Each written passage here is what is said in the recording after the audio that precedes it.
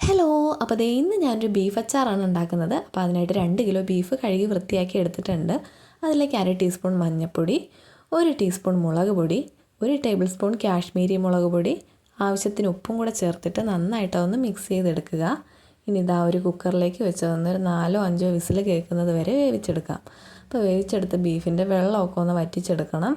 അപ്പോൾ അതാ വെള്ളമൊക്കെ നല്ല രീതിയിൽ വറ്റി വരുമ്പോഴത്തേക്കും വേണം നമുക്കതൊന്ന് ഫ്രൈ ചെയ്തെടുക്കാൻ. അത് നല്ല രീതിയിൽ ഡ്രൈ ആയി വന്നിട്ടുണ്ട്. ഇനി നമുക്കതൊന്ന് വറുത്തെടുക്കാം. അപ്പോൾ അതാ നല്ലെണ്ണ ഒഴിച്ചു കൊടുത്തിട്ടുണ്ട്. അപ്പോൾ നല്ലെണ്ണ ഉപയോഗിക്കുകയാണെന്നുണ്ടെങ്കിൽ ഒരുപാട് നാൾ അച്ചാർ കേടുകൂടാതെ ഇരിക്കും. അപ്പോൾ അത് എണ്ണ ചൂടായി വന്നു, അതിലേക്ക് ബീഫൊക്കെ ഇട്ട് കൊടുത്തിട്ടുണ്ട്. ഇനി ഇതൊന്ന് ഫ്രൈ ചെയ്തെടുക്കണം.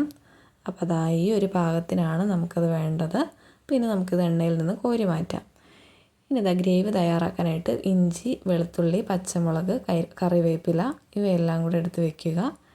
ഇനി നമ്മളിതാ ബീഫ് ഫ്രൈ ചെയ്ത എണ്ണയിൽ തന്നെ അച്ചാർ ഉണ്ടാക്കിയെടുക്കാം. എണ്ണ ചൂടായി വന്നു, അതിലേക്ക് കടുകിട്ട് പൊട്ടി വരുമ്പോൾ നമ്മൾ അരിഞ്ഞ് വെച്ചേക്കുന്ന ഒരു 150 ഗ്രാമോളം വെളുത്തുള്ളി ചേർക്കുക. പിന്നെ ഒരു 150 ഗ്രാമോളം തന്നെ ഇഞ്ചിയും ചേർക്കുന്നുണ്ട്. പിന്നെ ഇതാ പച്ചമുളകാണ് ചേർക്കുന്നത്. അപ്പോൾ അതൊരു 100 ഗ്രാം എടുത്തിട്ടുണ്ട്. പിന്നെ കുറച്ച് കറിവേപ്പിലയും കൂടെ ചേർത്ത് കൊടുക്കാം. അപ്പോൾ ഇതെല്ലാം കൂടെ നന്നായിട്ട് ഇനിയൊന്ന് മൊരിഞ്ഞ് വരണം. അപ്പോൾ നല്ല രീതിയിലൊന്ന് ഒരു ലൈറ്റ് ബ്രൗൺ കളറായി വരുമ്പോഴത്തേക്കും മുളക് പൊടി, മഞ്ഞൾപ്പൊടി, കാശ്മീരി മുളക് പൊടി, കുറച്ച് കായപ്പൊടി, ഗരം മസാല ഇത്രയും കൂടെ ചേർത്തിട്ടൊന്ന് മിക്സ് ചെയ്തെടുക്കുക.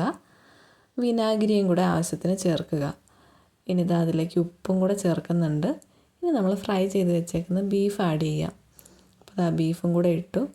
ഇനി ഇതൊന്ന് മിക്സ് ചെയ്ത് തിളച്ച് വരുമ്പോഴത്തേക്കും നമ്മുടെ ബീഫ് അച്ചാറൊക്കെ നല്ല രീതിയിൽ റെഡി ആയിട്ടുണ്ട്. അപ്പോൾ ദേ അച്ചാറൊക്കെ അങ്ങനെ സെറ്റായി വന്നിട്ടുണ്ട്.